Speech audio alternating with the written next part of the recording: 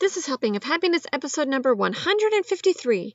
Today we have on guest Heather Shaw from Shop Be the Light, and we're talking about how we can see God in even the hardest parts of our life. Hi, I'm Hillary Hess, and you're listening to Helping of Happiness. I am a crazy mom of 7 kids who loves to build memories through eating delicious family recipes and going on adventures with my family. On this podcast, you'll be introduced to light-filled people and ideas that inspire me to be a better mom and help me bring family closer together and closer to Jesus Christ. So we get to talk to our friend Heather today, and Heather is going to tell us a lot about her life. She has had a crazy life story, and she just sees the silver lining in everything. And even though she's not had the easiest go of things, she really has seen the work of the Lord in everything that has happened to her. And I think that it's just very inspiring, all the different thoughts and insights that she has.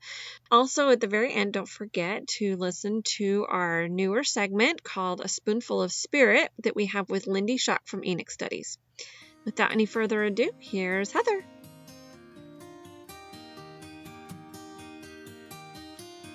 Heather Shaw, I would love for you to introduce yourself. Tell me about you and your family and all the people you're caring for right now, because you have a pretty exciting story about all of the things you've been jumping into in your life. Yeah. My life is actually like one big Lifetime movie after another. So I have 2 daughters. One is currently 16. She's actually turning 17 at the end of the month. And she is the most awesome helper ever. Like, she's amazing. I don't even know what I would do without her right now. So I've got my 16-year-old. She still lives at home, obviously. And then I have a 27-year-old. And my 27-year-old had some really bad things happen to her when she was a teenager. And I tried to get her into counseling, but she wouldn't go. Just like walk out the back door when I bring her there. So finally I was like, okay, well, if she's not going to go, then I'm just not going to take her anymore, I guess, because she's got to make that decision for herself. So instead of getting counseling and dealing with her emotions, she started making some really bad friends and got into some really bad things and ended up marrying a drug addict. I didn't know quite how bad it was at the time. I didn't know she married a drug addict. She swore up and down that he wasn't using drugs. And then they ended up having 4 kids. And he was really abusive, which I found out later. And I also found out he was also addicted to some pretty bad stuff. And I ended up getting custody of her 3 kids who were 15 months, 3 and 5 at the time. He tried to kill her, and the police came. He tried to choke her to death. And they basically saved her life, but they saw the drug paraphernalia in the house and they took the kids away from her. And so that's when we got involved. She actually called me before CPS ever got in contact with me and was like, Mom, you need to come and get my kids right now or they're going to take them away from me. And I didn't know who they were. I was like, what are you talking about? And she's like, just come and get my kids right now. And so we went and got the kids, and come to find out she was addicted to some really heavy stuff, and her husband was addicted to some really heavy stuff. And there had been some really bad abuse going on for quite some time. And it was bad. And so we took the kids, and she agreed that she was going to go to treatment and leave her husband, and she didn't do any of it. So that was 3 years ago. In that same year, right after that happened, she found out she was pregnant. Had 4 kids at the time of hers, or you had 3 of her kids at that time? We had 3 of her kids at the time. Okay, so she was pregnant with the 4th. Okay. She was pregnant with the 4th, yeah. And so I told her, I said, well, we cannot take this. We can't take another baby. So you just need to get this figured out. And I thought in telling her that she would figure it out. And by the time the baby was born, that she would have, gotten treatment and gotten her stuff together.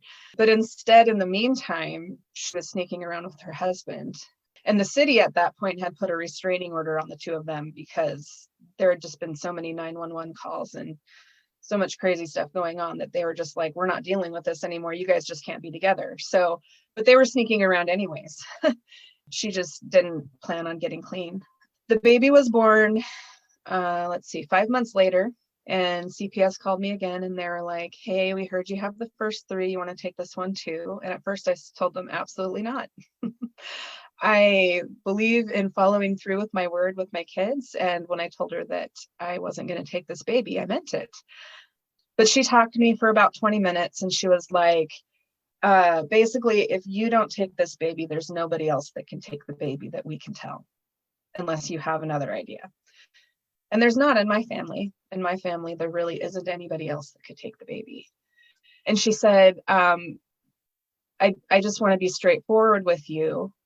If you don't take this baby, then this baby will be placed into foster care. You probably won't ever see the baby again. The baby won't have any contact with its siblings. And the baby will most likely get adopted out and you might never see her again. And so that was really heart-wrenching for me because she's my granddaughter. And I didn't even want to think about never knowing my granddaughter. So I said, I need to talk to my husband. We need to pray about this. We need to figure this out. How long do I have? And this was on Friday. And she said, well, the baby's leaving the hospital on Monday. And so basically I had 2 days to figure it out. And so we talked about it and we decided that we were going to fast and pray. And we called a bunch of our friends and we said, will you fast and pray with us? And they said, absolutely. So Sunday came, everybody fasted and prayed with us. And I'm used to getting really solid signs from God. Like when I pray about something, if it's something really important, God will normally, like something will happen and I'll just know without a doubt what I'm supposed to do. Well, this time he wasn't giving me anything. And I just like, God, please give me something. Like I need to know what I'm supposed to do. And he just wasn't giving me anything at all. And so I went to my Relief Society president and I was like, I don't know what I'm supposed to do. And I said, you know, normally God gives me these really clear signs and I'm not getting anything this time. And I don't know what to do. And she said, well, have you gotten a blessing yet? And I said, no, I hadn't even thought about getting a blessing. And she said, you need to get a blessing. And she said, I would suggest getting it from somebody that isn't in the situation, that's outside of the situation. She told me that her husband could do it. Well, her husband, we were pretty new to the Lord at the time. And her husband worked in the stake presidency. So I'd literally never even met him before. I actually didn't even know she was married until she said that. And so we decided that maybe he wasn't the best person to give me a blessing because he probably had never even heard of me before, much less know anything about me. And so then she said, well, can you think of somebody else that might be a good person to give you the blessing? And I thought of one other person, but when I went to look for him, apparently he'd already left. And so then I was talking to my friend because she saw me looking around and was like, what's going on? What are you doing? And I was like, oh, I'm just looking for so-and-so. And have you seen him? And she's like, oh, no, I think he's gone already. And I kind of hung my head and I was like, I was hoping that he could give me a blessing before he left. And she was like, oh, well, my husband could give you a blessing. And I was like, oh, I hadn't even thought about that. Yes, your husband could give me a blessing. Absolutely. And it just felt 100% right. And so he came and gave me a blessing. And when he gave me the blessing, he said, when you accept this child into your home. And I was like, oh, okay. There's my answer. We're taking this baby. And so I called my husband before I came home and he was home with somebody who was sick. I can't remember who was sick, but I called him up and I said, okay, we're taking the baby. And he was like, we are? And I said, yeah. And I told him what happened. And he said, okay, yes, I guess we're taking the baby. And so we took her and she's such a wonderful blessing. I'm so glad we took her because I couldn't imagine life without her. She's just like the perfect little puzzle piece to our family and just such a happy little baby. And she's just so full of joy and the kids just love her. We all love her. Everybody loves her. She's just a cutie. 3 months later, my father-in-law had a stroke and we had known for quite some time that he was going to need to move in with us, but we just weren't quite ready for him. You're a mom too, right? So like, if you could imagine, my youngest daughter was 14. And then all of a sudden, like totally unprepared, didn't plan it or anything. I've got a 15-month, a 3-year-old and a a 5-year-old. Yeah. It was like being a new mom times 3, like crazy. I was just like, Well, in your mothering experience, your girls were so spaced out too, right? So you kind of did the baby thing one at a time in some ways, right? yeah, and I kind of did it on purpose, actually. Like, I never thought of myself as being a mom to several children. When I had my oldest daughter, I thought that she would be my only child. She was actually kind of a surprise. At the time, I had almost no religious background at all, and I grew up in a semi-big family. I was one of 4 kids, living kids. My mom actually had 6 kids, and 2 of them died. But I just didn't really want that, I guess. I think part of it was that my family was really dysfunctional. My parents fought a lot and stuff. And my perception of what a family was like I just didn't want that. And now I know what a family is really supposed to be like, because my new husband is absolutely amazing. And there's so much love in our house. And it's great. That is But amazing. So let's yeah, go so we back to went. your father-in-law. Yeah. So my father-in-law had a stroke and ended up having to move in with us. He needs quite a bit of care. Oh my goodness. Yeah. Wow. So we went from a family of 3. My 14-year-old daughter is a very, very quiet kid. She reads and she draws, and she's just very artsy, and she's a quiet kid. She's never been a loud, rambunctious kid.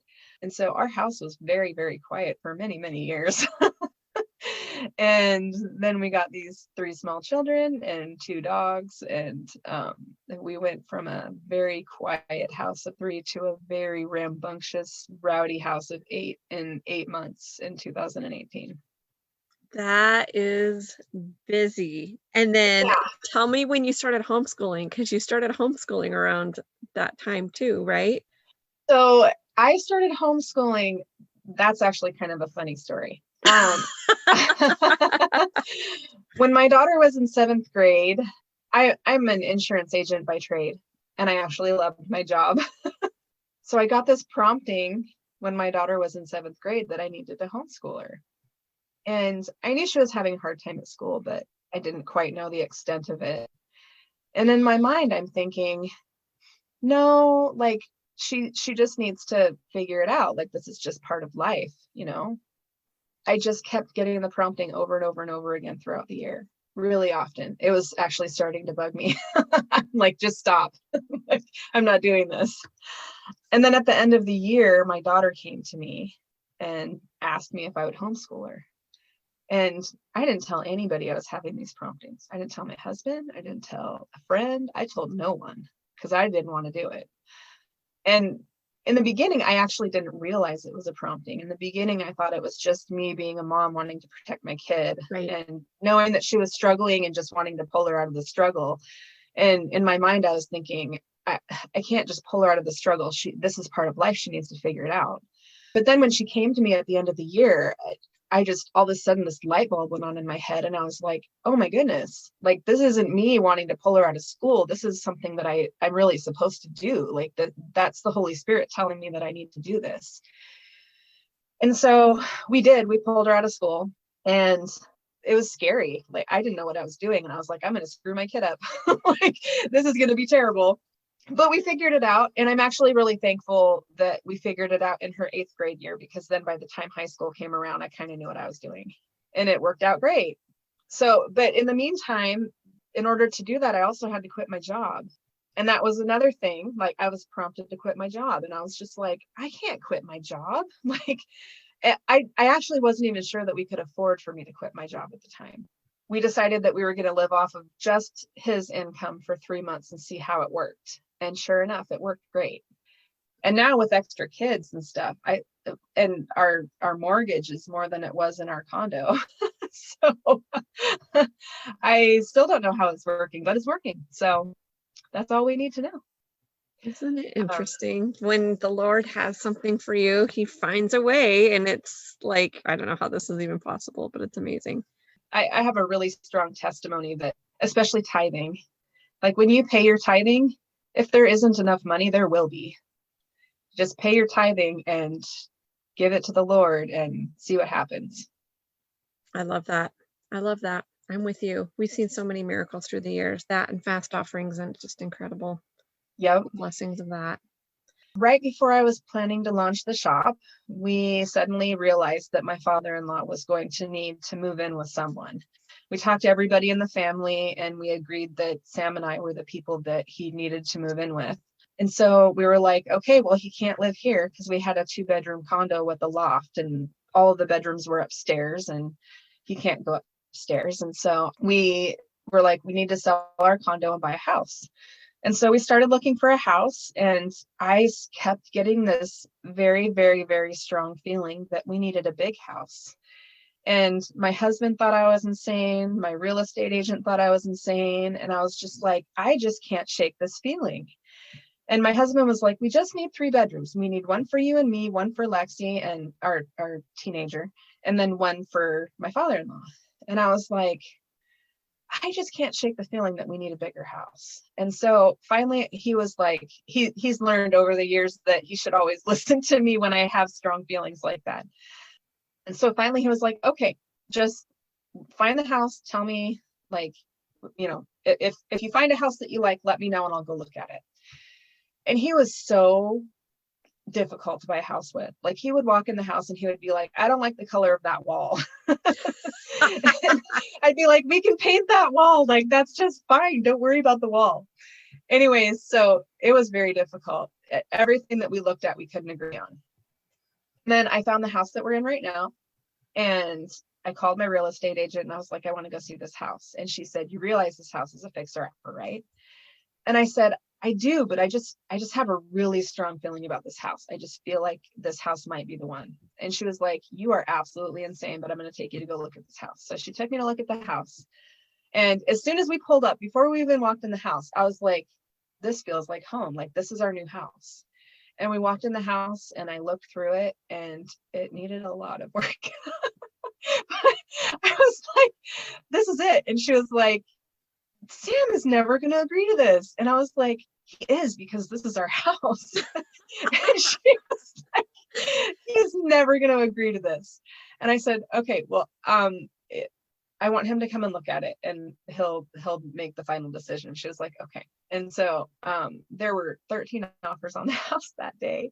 And she was like, he has to come and look at it tonight because you guys are going to lose this house if he doesn't come and look at it tonight. And so I said, okay. So I called him up at work and I was like, I found our house. You have to come look. I didn't tell him anything about the house. Oh no. I did not tell him it was a fixer-upper. I didn't tell him that it was built in 1930. I told him nothing about this house. And so he met me after work, and this was the very first time that he walked through the entire house and didn't say a word. Like, he just walked through the house and just looking and in shock. I'm just kidding. No, just very solemnly, just like walking through the house looking, not a word. And then he got back to the living room where he started and he said, yep, this is it. Did your agent just fall on the ground? My agent was like, what? You've gone through all these homes and this is the one. That's exactly what she said, actually. And he was like, yeah. He's like, the price is right. The layout is perfect, because there's 2 bedrooms downstairs and then there's 3 bedrooms upstairs. And so, and the downstairs bedroom is kind of right off the living room. And then the other bedroom could have been like a extra TV room or something, is what we were thinking. And then my father-in-law could basically have the living room to watch whatever he wanted to watch, and his bedroom that he could go off into whenever he wanted to go off into it. And it was perfect. We ended up agreeing to buy the house. And then in between the time that we closed on our condo and we got into the house that we're into, there was 10 days. And so we got a hotel room, and we're staying in this hotel room. And 3 days into the time that we were staying in the hotel room is when we got the first 3 grandkids. Oh, and I was freaking out because I'm just like, they're never going to let us have these kids in the hotel. I went to the manager of the hotel and I'm like, this is crazy, but like, we're going to be here for 10 days while we're waiting for our house to close. We just found out that we have to take our grandkids. It's an emergency. Otherwise, CPS is going to take them. We have to take them. And so the manager was really nice. She was like, it's fine. And apparently we had one more person in the room than we were technically supposed to because of the fire law or whatever. But she was like, it's okay, because they're just small children, it'll be fine. And so we like made like a blanket bed in between the two beds on the floor. And the 3 and the 5-year-old slept in this little blanket bed in between our beds. The 1-year-old, she was hilarious. She would just crawl in the corner and go to sleep like a cat when it was bedtime. Like she just, and it was interesting because it was kind of the same time every night. She would just climb in the corner and go Her to body sleep. clock says it's time for bed. Go to sleep. And so we made her own little, cat bed in the corner, and she just crawled in the corner and went to sleep every night. And it was perfect. It worked out great for the time that we were in the hotel. And the funny thing is this house actually has exactly enough rooms for all of us. There's a room for the 2 boys. There's a room for the 2 girls. My teenager has her own room. We have our own room, and my father-in-law has his own room. And I'd actually envisioned one of the rooms being my business office, but nope. Someday. That wasn't what God envisioned. I can't believe that it was in that time period you ended up getting the kids. I mean, how amazing the way that the Lord works in our lives, that you were prompted to get this house and the timing all worked. It was right when you were getting those kids. Yeah, it was crazy. Like, I mean, that's amazing. If there's one thing that I've learned in my life is when you get those promptings, you follow them. If it's something that's so strong that you just like can't stop thinking about it, you better do it. Because if you don't, like if I had just agreed with my husband and been like, okay, fine, we'll get the 3-bedroom house like you want, and not kind of over the top, like, no, we have to get a bigger house. Like this feeling that I have is just too strong to ignore. Then I don't know what we would have done, because I mean, the state would not have let us take these kids if we didn't have I think that we're required to have one for the boys and one for the girls. I don't even think they'd let us have 1 bedroom for all 4 of them. I think that the boys and the girls have to have their own room. So it was just perfect. It was amazing. Okay, so let's move into in your shop. Coming back to the shop, and I just love the way the story is just developing step by step. It's like we just get to know more and more of these cool experiences that you're having. Yeah. But I know that your shop, you cater a lot to sister missionaries, which is near and dear to my oldest daughter of our 7 kids is serving a mission right now in California. And so I've always loved missionaries because I just think it's amazing that they volunteer a year or 2 of their time and money to go and serve other people and teach about Jesus Christ. But now that I have a kid that is doing that, it's like, oh my gosh, I just want to feed them all that I can and do all that it's just totally different when feel like you're mothering these missionaries now. And I would love to hear why missionaries are so tender to your heart. I grew up in a Baptist church, and I believed all these weird things about the LDS church, or Mormons as I knew them. I actually would have never even let the missionaries in my house if it weren't for my husband. There were several missionaries that came to try to teach me, and I basically had already made up my mind about the LDS church. I was raised to believe that the church was a cult. I thought the Book of Mormon replaced the Bible. I thought that the church worshiped Joseph Smith. I didn't even know the church worshiped Jesus Christ. I just had all these really weird false beliefs about the church, and none of them were correct. Well, and if you haven't heard the full name of the Church of Jesus Christ of Latter-day Saints, you might not even know that Jesus Christ, if you just hear the term Mormon, you don't know that is based as a religion. Yeah. Right? And what does LDS mean? Right. Latter-day Saint, right? People that aren't within our church culture don't know what that even means. Right. Right. So the missionaries, my husband had basically left the church when he was 14. I met him when I was in high school, and we'd been friends for 12 years before we started dating. And in that time, I never knew that he was a member of the church. I knew that there was something different about him. He just had this special kindness and light to him that I didn't really have in any other friend. And I always knew that he was somebody that I could count on. We never even considered dating each other at all, but this crazy thing happened where I ended up having to leave my ex-husband and throw him in prison because he was living a double life, and the whole thing was just crazy. And I had PTSD, and I was really, really depressed, and I had actually contemplated suicide, which I don't even believe in. So you have this baby too. I'd had my very first daughter I had when I was pretty young. That's a whole nother story too. He was a total creep, and I had a kind of a bad home life. And so I ran away from home when I was 14, and this 19-year-old guy told me he'd take care of me, and I took off with him, and we ended up having a baby, and he ended up being a real piece of work. And so I raised her by myself. And then I met my second husband, and he adopted her, and we had another baby together. And he also turned out to be a total creep, which I kind of think plays back into the way I grew up. I just never knew what a real marriage was supposed to be like. And I think if I'd known what a real marriage was supposed to be like, then I would have known what to look for in a spouse. But I just didn't know. And I think that's so important for people to see when they think about how they're interacting with their spouse in front of their kids. And like, just being respectful and kind and loving and all those things, your kids are seeing all of that, and they're learning that, and that's what they're going to look for when they grow up. But I forgot where I was going with that. So then the missionaries and your... so the missionaries. Yeah. So my husband let them in the house.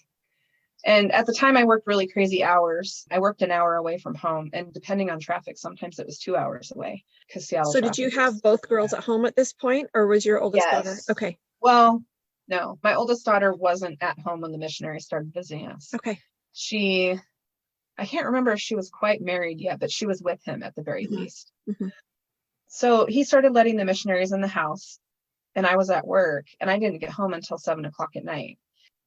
At some point they figured out that I was there too. And I guess at first they thought that I was his wife, but we were engaged to be married at the time, but we weren't married yet. And so they started visiting, and then they found out I existed. So then they started coming later so they could visit with me too. And I was really nice to them. I wasn't mean to them or anything, but I made it very clear that I didn't believe anything that they were teaching me. But I was nice to them because my husband is the one that invited them into the house. And as far as I'm concerned, as long as his guests are respectful to me, I'm respectful to them. Right. We went through several sets of missionaries, and I literally didn't believe a word any of them were teaching me. And I guess I kind of had this wall up, like I'm here, but I'm not listening. One day there was a change in missionaries, and I was not aware of the change. I'd never seen this missionary before. I'd never heard his name. I knew nothing. I thought the same missionaries were coming back that week. And I heard the knock at the door, and I knew it was time for the missionaries to be there, because they came every Monday, which actually happened to be their P-Day. And we didn't know that at the time, but they were spending their P-Day coming to visit us. That is very sweet. I know how precious those are now that I have a missionary. They're one preparation day of the week. It's like, yeah, and we didn't even understand how important those days were until we were solid members for a year. And we'd been working with the missionaries all that time. And we were like, oh, they were spending their P-Day to come see us. That is really cool. So that was pretty cool. But anyway, so there was a missionary change. I heard the knock at the door. I went to the door, and as soon as I opened this door and saw this missionary standing there, I went from thinking oh no, the missionaries are coming again, and I have to sit through this again, to I see this missionary standing on my front porch, and I just had this really strong connection with him. And somehow I just knew that I could literally believe everything this missionary told me. And so I let him in the house, and he had the same strong connection with me, which I found out just a few months ago, actually. It's been 8 years now, or 8.5 years. And I didn't know that he felt that way. And I didn't tell him because I thought he's going to think I'm insane. Anyway, but I just had this really strong prompting to tell him a few months ago, and he told me that he felt the same way. He was speechless. But that day he showed me the shorter version of the video of Joseph Smith in the Grove. I think it's called The Restoration or something like that. He showed me that video, and I immediately knew that it was true. But I didn't tell the missionaries or my husband for a month because we had already been planning on getting married the following August. And I think it was like October at this point, or November. I can't remember. Anyway, our wedding was a long ways away, and we don't believe in debt. And so we were like saving for our wedding. And we wanted a real wedding. For my husband, it was his first wedding. Mm-hmm. And for me, it was, in my mind, like my first, like I actually 100% thought that we were supposed to be together. So we just wanted it to be really special. So I didn't tell them for an entire month. And finally, one night I told my husband, and I think he thought I was going to call off the wedding or something at first, because I was just like, I have something to tell you. And he's like bracing himself for the worst. Yeah, he was just like, oh no, what's she gonna tell me? I finally like blurted it out, and he was like, wait, what? And I was like, yeah. And he was like, well, I don't understand, why didn't you tell me? And I was like, well, because we're getting married in August, and I knew that if I told you, that you'd tell me that we had to tell the missionaries, and like they tell us we had to get married sooner, and I just didn't want to deal with that. He was like, right. And for those that are listening that maybe aren't of our faith, it's because of the law of chastity. We believe that if you're living together before you get baptized, you should be married. So anyway, that's why that's why the missionaries would want to move up the wedding. So anyway, keep going. Yeah. So he told me that we had to tell them. I was like, no, absolutely not. And they were coming to visit the next day. And the next day when they came, he was like, so are you gonna tell them? And I was like, shh. I'm not gonna tell them. Shh. And he was like, you got to tell them. And I was like, no, shh.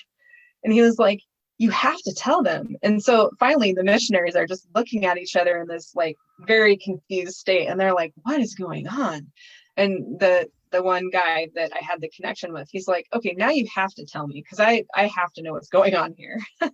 And so I was like, okay, fine. So I mumbled it under my breath about 3 times before they finally understood what I said.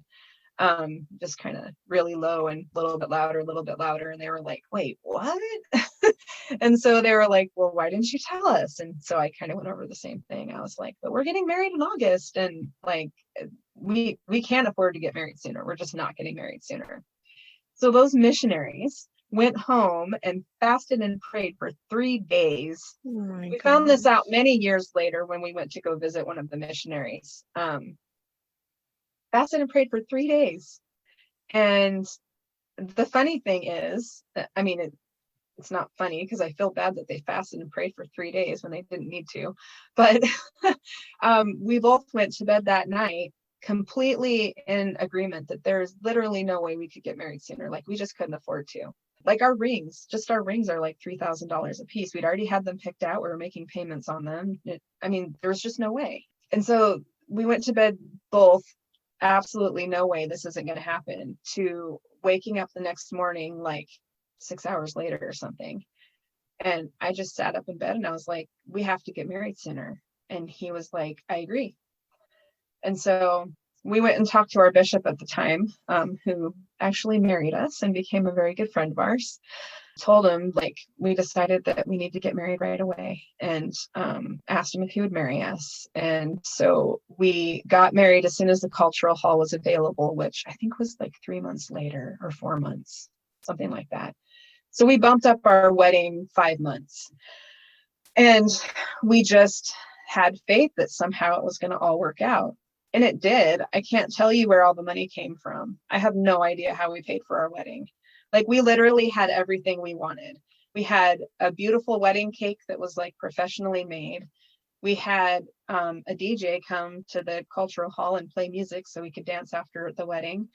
My friend, her and her mom owned a wedding decorating business. They did the wedding decorating for us for free.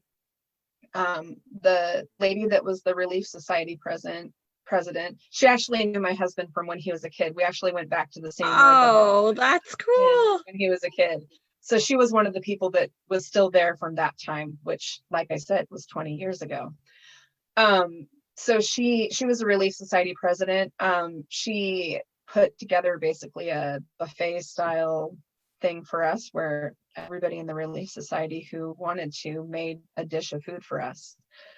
We literally had everything we wanted and no debt whatsoever. I don't know how it happened. Like it was God, obviously. Like we chose to do what we should have done in the first place and got married sooner, and God made it happen. Missionaries, why they ended up being so dear to your heart. I mean, Okay, obviously so them being in your home so much had a big impact, I would imagine. yeah, we love the missionaries so much. I try really hard to help the missionaries whenever I can. I like to send sister missionaries my Be the Light and Hope bracelets for free. I just give them my testimony and tell them, that I'm so thankful for them serving a mission. Like, especially when they're serving really hard, like people like me to teach. Some of those beginning missionaries, when they came to teach me, I could tell that they were like, why are we even here? She's not listening. They're not converting. Like, we're wasting our time. But I want them to understand that they're not wasting their time. Like, those first missionaries, they didn't know it and I didn't know it, but they were actually planting a seed. And that seed, it might not have been ready to grow yet, but they were still planting a seed. And even though I technically wasn't listening, I was still hearing what they were saying and still learning some things, even though I already had my mind made up at the time. But I mean, had those first missionaries not come to teach me, when that missionary showed up at my door, I probably wouldn't have been ready to hear him. Right.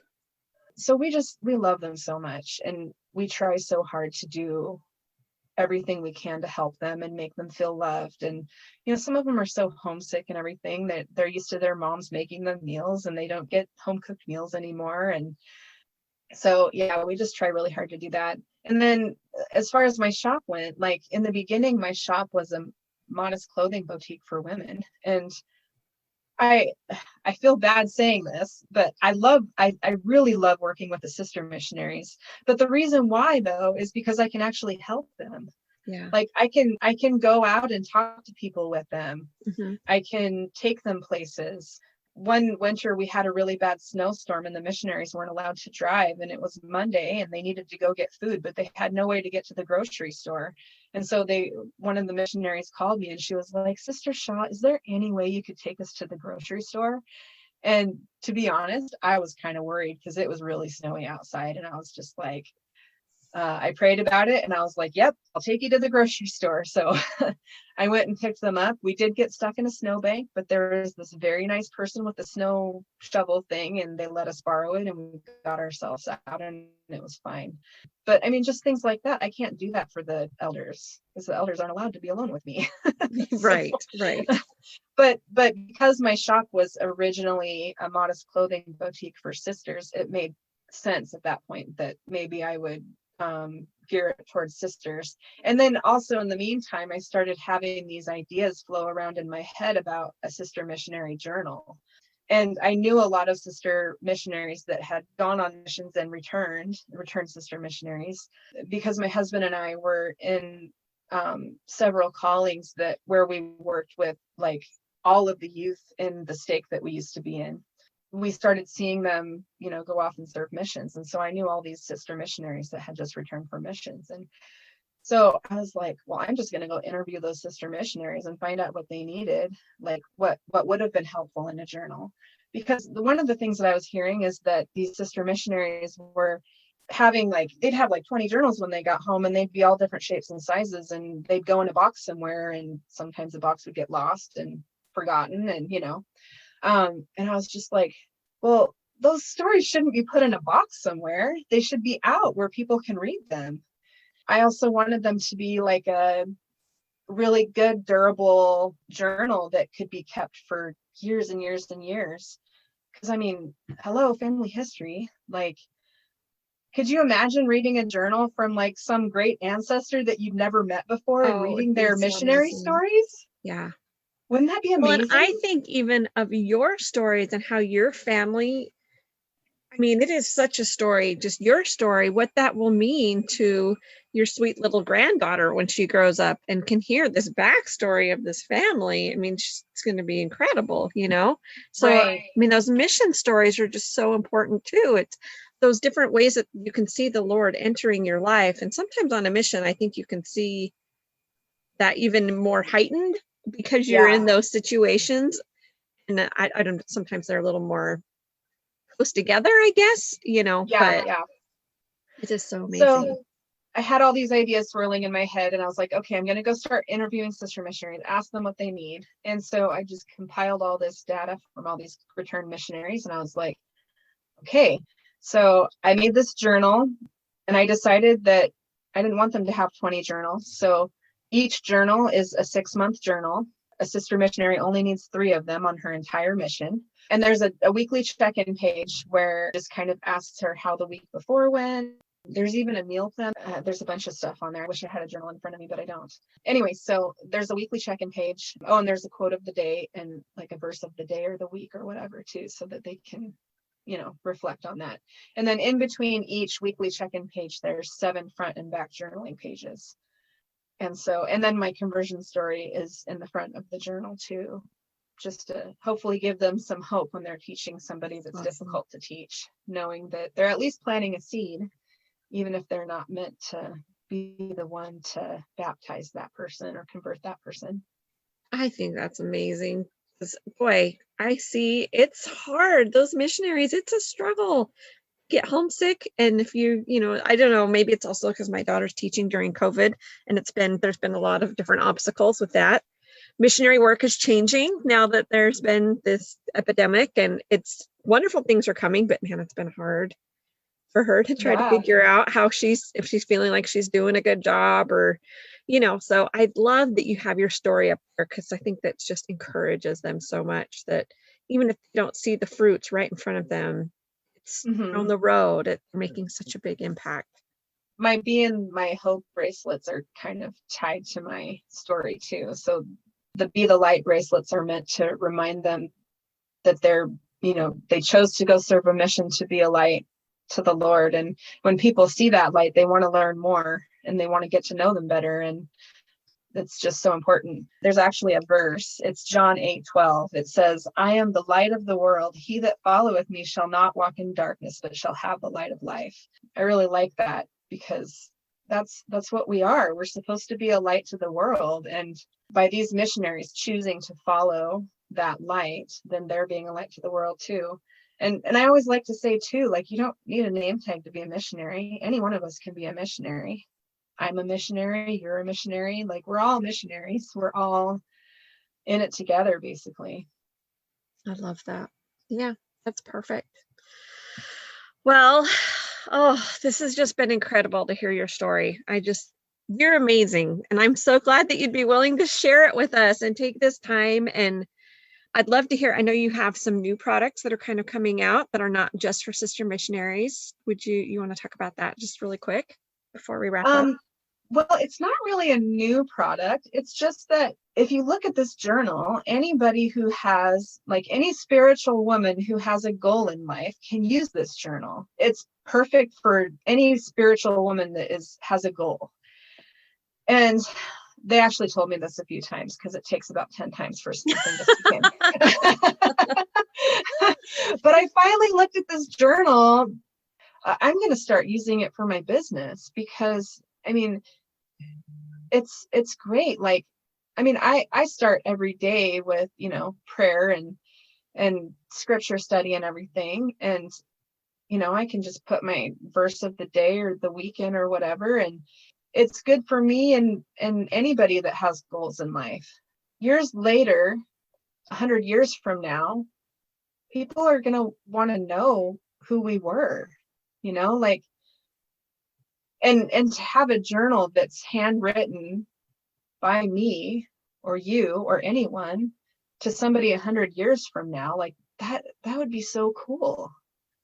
Well, and how cool to leave your legacy and your take on what's going on because, yeah, they may have news or newspapers or whatever through the years, but it would be so neat for your family to see how you felt about how things were and how it really was for your family and not just the different views that are coming through on the media. I think it's so Exactly. precious for our family to see how our day-to-day life fit in with what is happening in the world around us. I think that's really cool. Yeah, definitely. I also love, at least for me, writing is such an outlet sometimes when I'm trying to get thoughts organized in my head, or I just do a lot better. So I love journaling for that too. It just helps clear my mind and Oh, get some of yeah. that stuff out. So I think that is super important. I love that you have a menu plan in your little journal too, because oh, it just helps me so much when I can get that all organized in one spot. That's great. Yeah. My side hobby is like exercise, and so like along with that comes like meal prep and that kind of Yes. stuff. And so that's kind of partially where that came from. Well, and you Um, could totally take that to another level. I mean, I'm just having all these ideas because I'm such a foodie, having food be part of our Helping of Happiness blog, that how cool would it be if they could see what we were eating and then go back and see our recipes and have those for their family. That would just be so cool to pass on through the Absolutely. generations. That's Yeah. awesome. That is so awesome. Well, let's tell everybody where we can find you and get these cute bracelets and these awesome journals and the other cool things that you have in your shop. So let's give them your handle. Yeah. So I'm on Instagram and Facebook, and it's at Shop Be the Light. And B is like a bumblebee. My logo for my shop is a cute little bee. So at Shop Be the Light. And then my web address is just www.shopbethelight.com with, BEE, like bee, bumblebee. Awesome. And we'll put links to all this in the show notes. So it will be really easy. They can just click on the button and get there and see your cute things. Is there anything else on your heart you wanted to share before we wrap up? The only other thing is I wanted to tell you guys about my Tree of Life collection. I have a Tree of Life collection because the story of Lehi's dream is really special to me. When I first read the story of Lehi's dream, I didn't understand it at all. And it took me a long time to kind of study it and like understand it. And so now that I understand it, it's just kind of us like sticking to the path that we were meant to be on and following it, which leads to eternal life, basically. So that's kind of where it comes from. So I have a big line of Tree of Life stuff just because that story is so special to me in my shop, bracelets and earrings and stuff like that. So So cool. I can't yeah. wait to check that out. That's awesome. I love it. Well, Heather, you are super special and amazing. And I just feel so grateful that you feel so open and willing to share everything because you shared some things that are really close to your heart. And I just think that it's strengthens my faith hearing your story. And I'm just so grateful for you and for sharing with us today. Oh, thank you. I feel like that's kind of what we're here for. We're here to strengthen each other's faith. We all started in heaven, we all chose to come here, and our job is to help each other come back. So Love yeah, it. anytime I can strengthen anybody's faith. And this was great. It was really nice talking to you. I feel like we've been friends for so long on Instagram, but I've never I really actually know. talked to you in It's person. so So cool. I this love is it. really That's fun. like the best thing about having a podcast is that I get to meet these people that I just follow on Instagram. It's so awesome. Yeah, totally. Well, thanks so much for inviting me. All right, we're on with our little spoonful of spirit. Lindy, let's talk about personal history today. My experience in writing in my journal is two things. One, when I was younger, then I literally made like a checklist of what I did that day. This morning I brushed my teeth and I got my homework in my bag, and then I went to school, and then I did math and I did English. And that's like, if you read my third, or I don't know, that was probably like 5th or 6th grade. That's what my journal was. And then as I got older, I got way into telling details of experiences that I've had.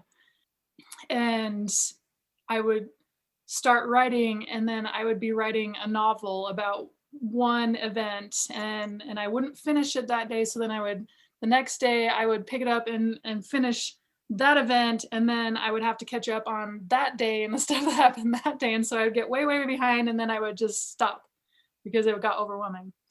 And then as I got older, I did a couple different things that were more manageable. And this is more towards, I think, like the busy mom, my ideas on personal history. Well, I have a ton of ideas. So I'm just going to give a bunch of ideas. Yeah. And people can be inspired and do. And I think like you were saying, though, there are seasons of our life when it's going to look different, right? Yeah. There's when you're going crazy, it might be a more abbreviated one than when, or maybe just how you are. Maybe you're a more detailed person and you want to put all that detail in. Yeah. Okay. All right. Spat them out. Okay. So when I was single, I only wrote about my adventures. I just want to throw this in real fast. This was another phase of my personal history. And so I had all of these pictures of me going to Yosemite and going to Mexico and going to Chicago. And I only wrote about my adventures. So for about 2 years. Man, your life looked super exciting. My kids are going to read that and be like, whoa, Mom. Whoa, wanderlust over here. I said nothing about the daily life. I only did adventures, and anything that I had pictures of, which were only adventures. So there's, and I think all of those things are fun. I think all of those things, even though they're broken up and there's years where I didn't do personal history, there's still stuff there, you know? And today we have so many wonderful technology things. So like chat books, I think chat books or Shutterfly books or mixed books, those things that make it easy and fun to do our pictures. So then we have a picture journal that you can write little captions and capture those moments. I would even say that social media is a form of personal history. And if you treat it that way, and with the idea of publishing it in a book or downloading it or something where you have it, it's not just like on the internet. So those are good options. What I do for my kids, and it's been such a blessing in our lives, is on my phone, I have my notes. And whenever my kids have a milestone, and I mean, it happened a ton in their first 2 years. Today you walked. Today, like right now, Lucy does this thing where she puts her hands in her mouth. I think it's because we're trying to only do binky at nighttime. So now her fingers go in her mouth and she gets massive amounts of spit, and then she rubs it in her hands, and then she rubs it on her face, and she's just playing in her spit, and she smells like bad breath. It is, so I have a hard time picking her up because I'm like, oh, I love you. And so I wrote that down because that's kind of a silly, and it's funny. It's a funny phase she's in. Yes. And so just on my phone, on my notes, whenever I think of these things, then I just go in and write it down. That's a great idea. And then it's fun for my kids. Then I take their pictures and I put their milestones like in a book with their picture of that month, and then they love that book. And so that's a fun way where it's not I love that. Milestone of the month. Yeah. You know, I love alliteration. Yes. And so then it's not overwhelming, you know, like you just, as you see things come up, you just write them down real quick. And then like every 3 months, I'll get all of the stuff together that I have and find a picture that I took and put the milestones on it and then put it in their book. And it's not overwhelming. So that's what I do for my kids, and that's been very rewarding. For me, I have a book called Flecks of Gold, and it's a beautiful journal. Okay, I've heard of that. That's by Rachel Nielsen. Did she create that? Wait. Yeah. 3 and 30 podcast? 3 and 30, yeah. The podcast, yeah. Yeah. So it was a gift to me because I was having a hard time with feeling stuck as a mom because I'm still in that, like, oh yeah, you're in the, oh yeah, man, it's rough. I'm in the trenches. And I was feeling stuck, and so she sent me this journal, and it's beautiful because each page has the date, so like February 3rd, and then on that page there's 3 spots for 3 different years. So you only write a paragraph, which is totally doable, and it's just like what flecks of gold, what little piece of gold happened in being a mother. And so then I look back on the day and I think, oh, today was so fun because Zoe and I played slap for 10 minutes and it was just a great bonding experience. And so I write that. And the fun part about that, and the thing that inspires me to write, is that then next year when I come around to February 3rd, then I get to read what happened last year and then write what happened this year. And then the next year, I come back around to the same date and I do the same thing. I have 2 entries that I get to So it's read. a 3-year journal. It's a 3-year journal. Oh, so cool.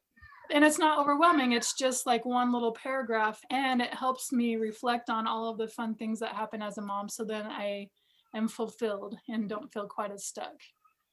So that one has been a huge blessing in my life. My partner, we were talking about during this lesson, he does an audio journal. So when he is driving in the car or something, instead of Marco Poloing somebody, he gets on his own recorder and records kind of a personal journal. And then so he has this audio journal and that has been. How cool would that be for his family later to be able to hear his voice? To hear him, I know. We so on Sundays we try to have a little family history time with my kids, whether that be looking up some people on our family tree, or we were taking pictures over at the graveyard doing Find a Grave, where you document the photos and put in the GPS for people that are looking for their family in the cemeteries. But this last Sunday, I said, let's read some personal histories of people, because on Family Search, they have some people in our family have personal histories that we haven't read through. And we were reading through my grandpa's, and I remembered that I spoke at his funeral. This is like 9 years ago. This is about the anniversary of his death, just the last week or so. And so I was trying to find my email because I knew that I emailed out to the family some of the things that I talked about. And I found this thing that I had not read at the funeral, but that it was the last few days, because we went on vacation to celebrate my grandmother's 80th birthday, probably her 80th birthday. And we all got together, the whole extended family, everybody was there. And the day after, like the morning after we got home, is when he passed away. And so we had all had like that weekend, but like he even went into the hospital like the day after her birthday. He'd had cancer, so he'd been sick for a really long time. But so we had the chance to spend some of his very final days with him. And so I had written about that whole experience. And so I was reading that with my kids, and I had just forgotten so much of what had happened. And so I'm just like teary and loving it. And it was so special because he knew he was dying. So he was saying things to me that were a lot more personal and special. And then we found this audio recording of him and his last little expressions and testimony that he gave to our family at that party. Someone had recorded it and put it in those family memories. And it was just so awesome to hear his voice. I just thought, this is, even though there were like kids crying in the background and crazy, because I mean, he had 7 children, and then he had great grandchildren. I mean, like there's so much family that were at that thing, but it was just so special to have that voice. So I hope, my kids obviously will have my voice a lot with this podcast. They'll have plenty of things to sift through, but to have somebody in your family be speaking to you, which I'm sure your partner, and some probably talking to himself, but also maybe talking to his future family or something like that too. Yeah. That was a really long story to go with what you said. Beautiful. But that's perfect on this lesson, because you really hit on the point of like, why do we do this? I have a quote in the lesson by Marlon K. Jensen, who was the church historian for I think 15 years. And he put the scriptures, especially the Book of Mormon, make clear that remembering is a fundamental and saving principle of the gospel. We keep records to help us remember. And that's what you said, is that you forgot what you had experienced, and when you read it, you remembered. And he says, remembering the past gives us needed perspective as God's children to have faith in our future destiny, and thus to live more faithfully in the present. Lessons from the past help us cope with our present and give us hope for our future. And how beautiful it is that I can go back and look at all my adventures for 2 years, and relive those feelings and those experiences when I'm feeling like I'm stuck as a mom, and you feel like you've done nothing in your life but laundry and change diapers. And even looking forward to the times that I can have those adventures with my kids, and remembering, oh, this is who I am. Yeah. And I'm going to force you to do that with me when you're old enough. Yep, I'm totally in that phase. And you will have fun while we're doing it. And that's so fun. I do want to say one more journal option, prompts, and that's what the lesson is I have prompts that give you questions. And that helps a ton when you feel stuck. It's really hard when you just feel like I have nothing exciting in my life. What should I even write about? Yeah. And the prompts trigger memories and ideas that you probably wouldn't otherwise think to write down. And so it gives you a good look into, it's healthy for you to write those things because it's good for your psyche. And then it's also fun to have those. There are a couple journals. One of them that I'm thinking of is Promptly Journal. Okay. They have a bunch of journals with prompts, including one where husband and wife, they have prompts. It's a book that you write together and to each other, and it has prompts. That's which cool. is very, very fun. Yeah. I'm still working on convincing my husband that he wants to do that. Anyway, so there's some fun resources to help you with your personal history. And I just want to share the joy and the beauty that it has been in my life, even though I have, like I said, missed years at a time, but that's okay because I also have tons of personal history to look back on that helps me remember and helps me to feel buoyed up. I love it. That's perfect. Thank you so much for listening.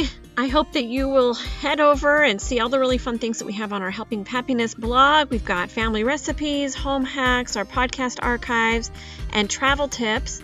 And if you would love access to all of our amazing freebies, we've got meal planning hacks and menus and printables and really, really fun things all in our freebie resource library. And all you have to do is punch in your email and then you can have access emailed straight to you to get into all of our libraries.